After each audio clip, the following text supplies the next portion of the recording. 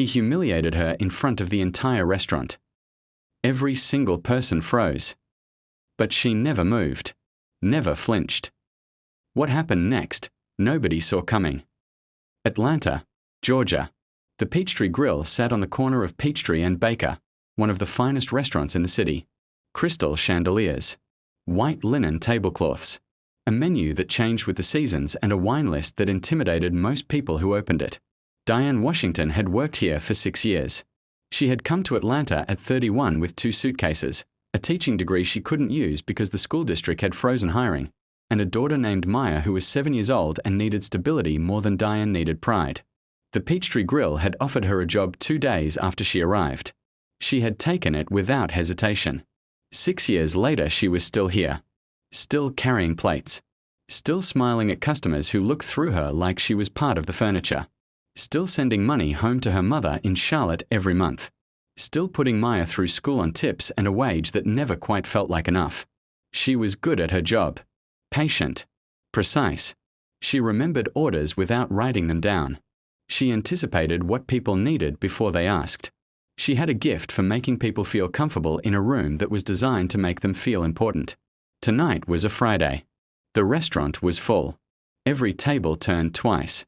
The kitchen was loud and the floor was fast, and Diane moved through it all like she had been born to it.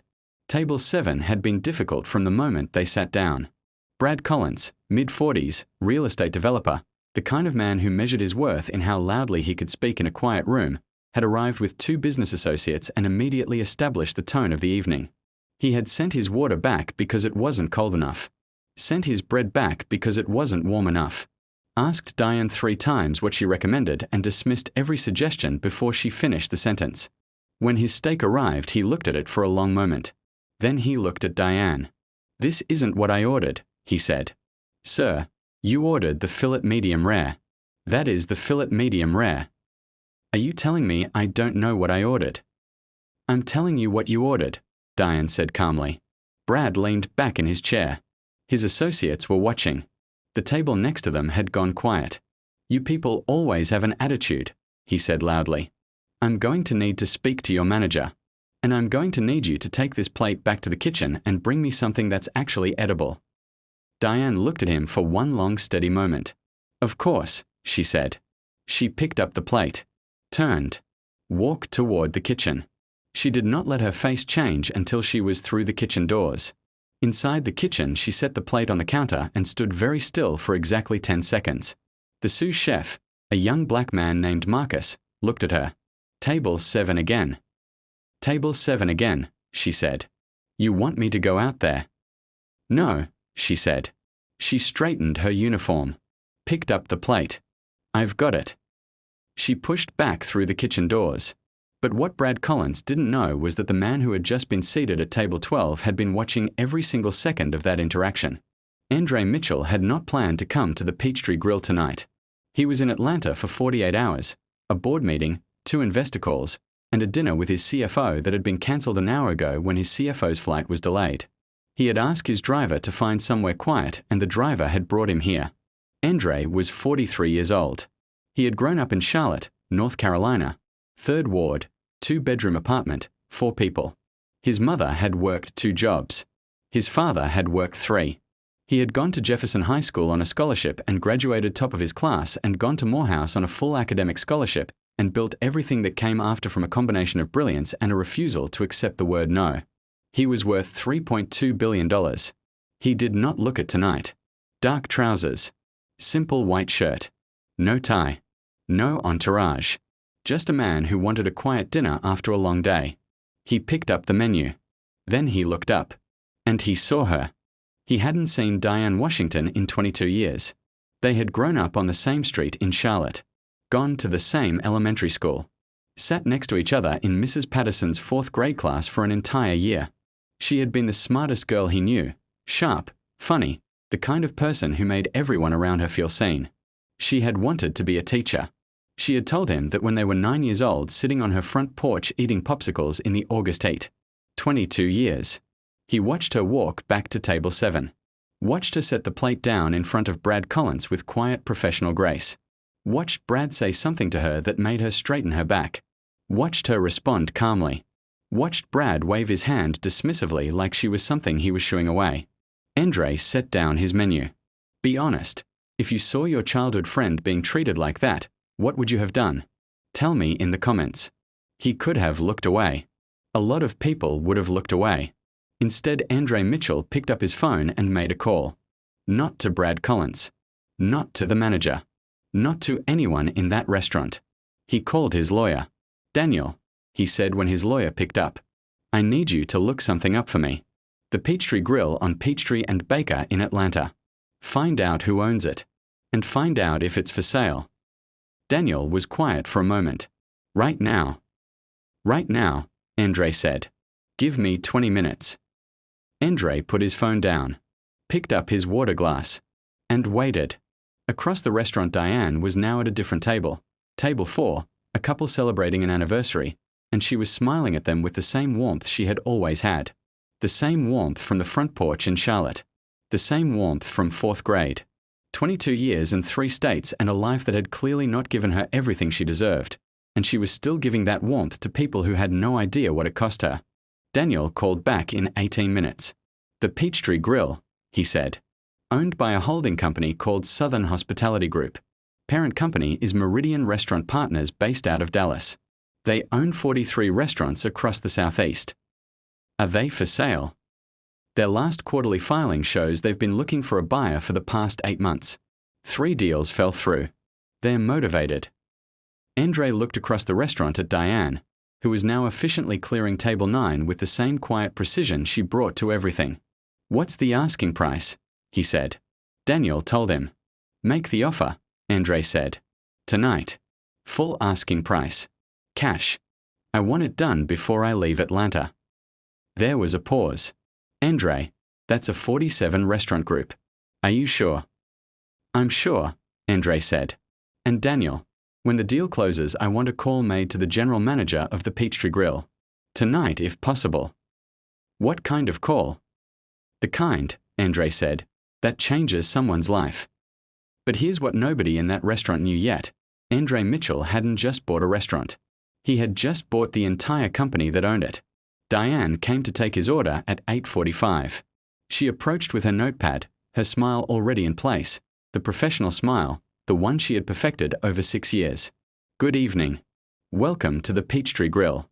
Can I start you with something to drink? She hadn't looked at his face yet. She was writing the date on her notepad. Diane, Andre said. She looked up. The professional smile stayed for exactly 1 second. Then something else moved across her face. Confusion, then recognition, then something much deeper that she didn't have a name for immediately. Andre, she said. Her voice was very quiet. Hey, he said. Just that. Like 22 years was a weekend. Gerald's phone rang at 9:32. He stepped away from the floor to take it.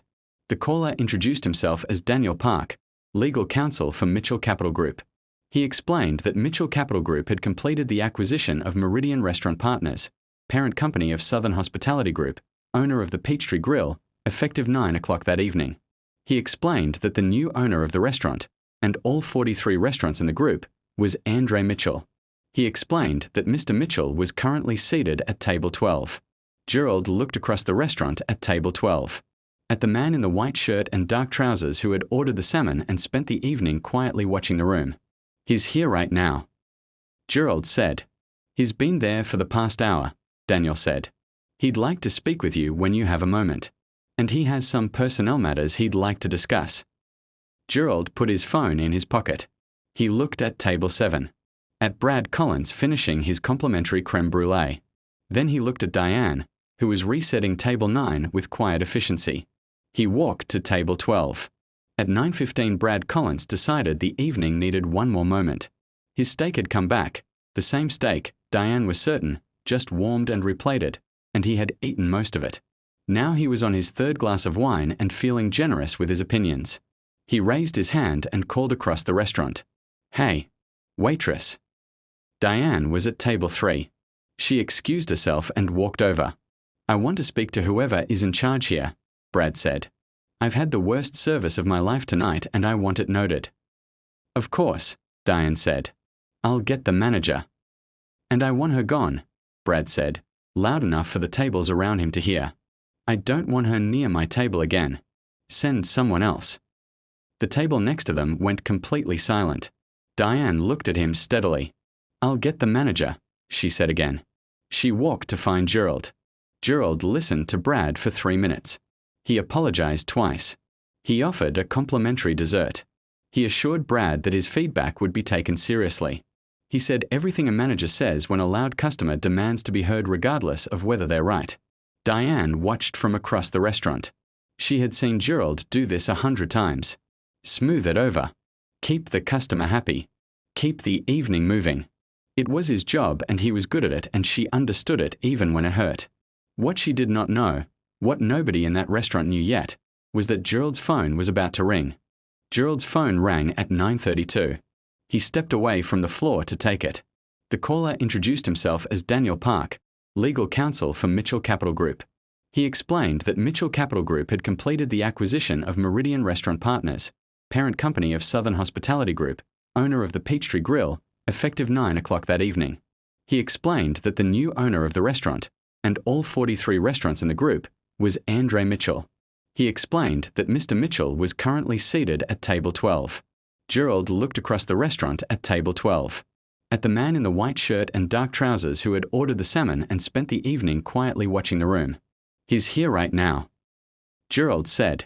He's been there for the past hour, Daniel said. He'd like to speak with you when you have a moment.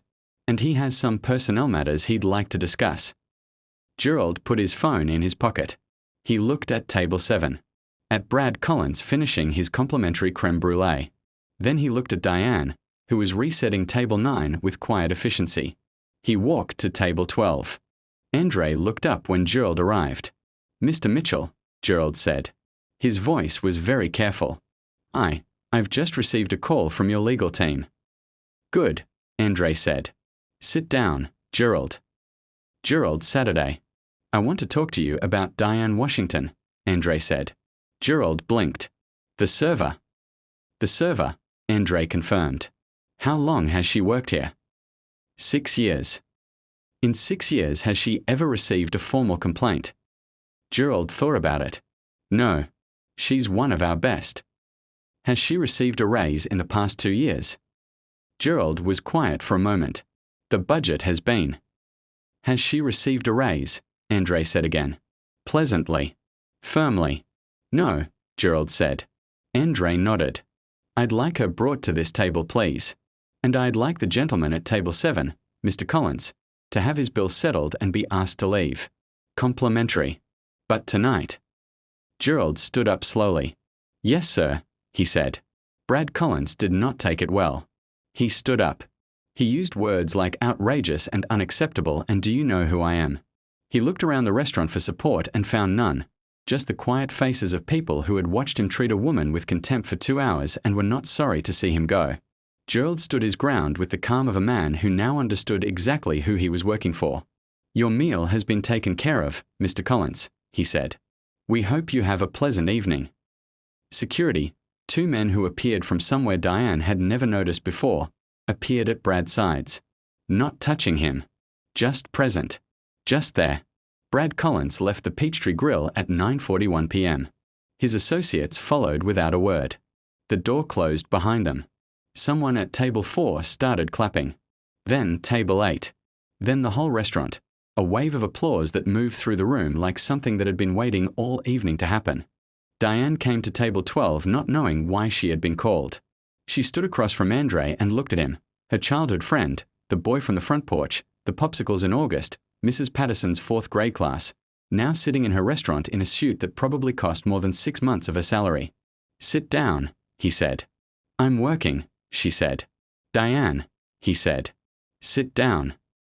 She Saturday. Andre leaned forward. I bought this restaurant tonight. The whole group, 43 locations. And I need someone to run this one. Someone who knows the floor, who knows the staff, who knows how to make people feel seen. He paused.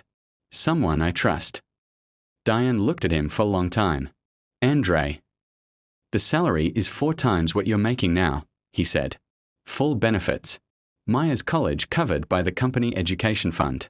and you'd have the authority to make the changes you've probably been wanting to make for 6 years. The restaurant was quiet around them.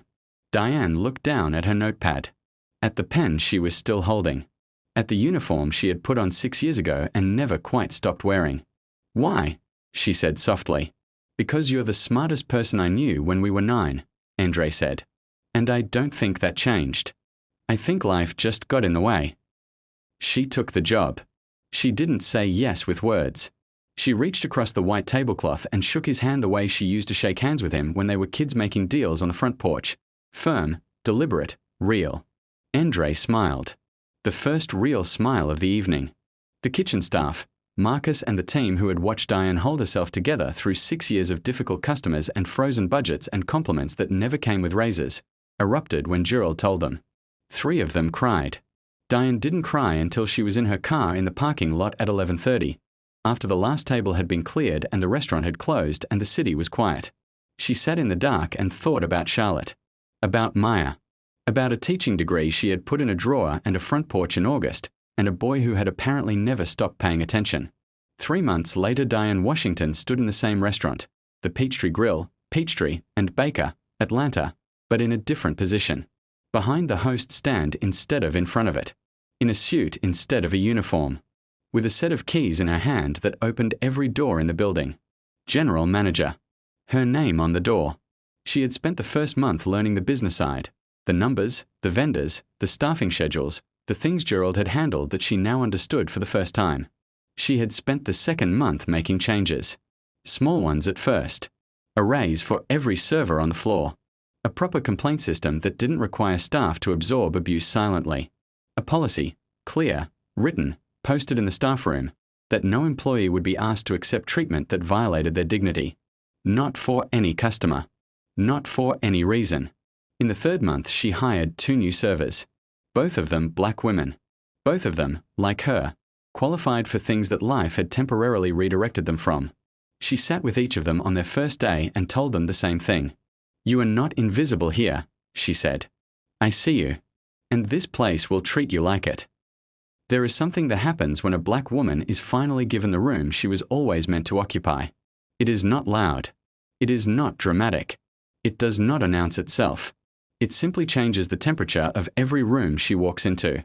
Diane Washington had spent 6 years making other people feel comfortable in a room that was designed to make them feel important. Now she ran that room. And the first thing she did with that power was make sure the people who worked in it never had to choose between their dignity and their paycheck. To every black woman who has ever been overlooked, underpaid, and underestimated, who has carried her excellence quietly through spaces that did not recognize it. Your worth is not determined by who sees it. It was always there. It will always be there. And sometimes, not always, but sometimes, the right person walks through the door. Stay the course. Do the work. Let them find out. If this story moved you, share it with a woman who needs to hear it today. And tell me in the comments, what would you have done in Andre's place when you saw your childhood friend being treated like that?